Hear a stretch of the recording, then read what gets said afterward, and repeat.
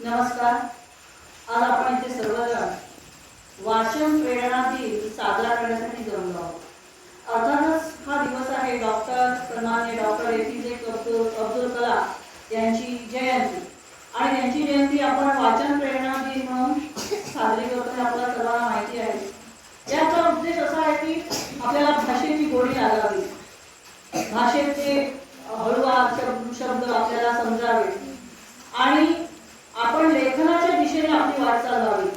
आपली अभिव्यक्ती, विचार हे आपल्याला योग्य आणि समर्पक शब्दामध्ये मांडता यावे आणि म्हणून आपण हा वाचन प्रेरणा दिन साजरा करत असतो. आजही आपल्या शाळेतील काही मुलांनी स्वतः काव्य लेखनाचा छान प्रयत्न केला आहे आणि माझी कविता वाचन करण्यासाठी मी तेजल पाटकर तिला सांगते की तिने स्वतःची कविता वाचून दाखवा. माझ्या कवितेचे नाव आहे माझा सातवीचा वर्ग. माझा आहे सातवीचा वर्ग. अभ्यासात असतो खूपच दर्द. वर्गात करतो आम्ही खूपच मजा. सामान्य मॅडम आम्हाला देतात अभ्यासाची सजा. अभ्यासानुसार सातवीचा वर्ग. सोबतीला साथ देतो पाचवीचा वर्ग.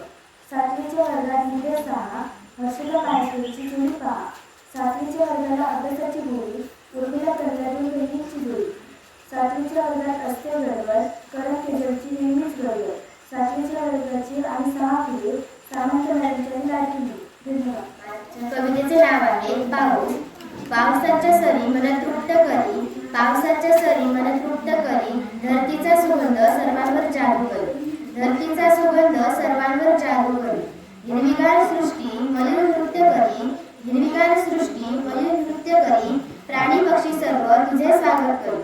प्राणी पक्षी सर्व तुझे स्वागत करी. वरती बघता इंद्रधनु कशीदा तू काढलीस खरी. वरती बघता इंद्रधनु कशीदा तू काढलीस खरी.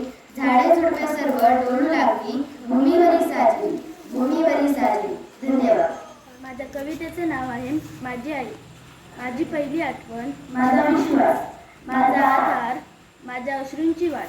माझा विसावा. तुझ्या कुशीतली ओढ.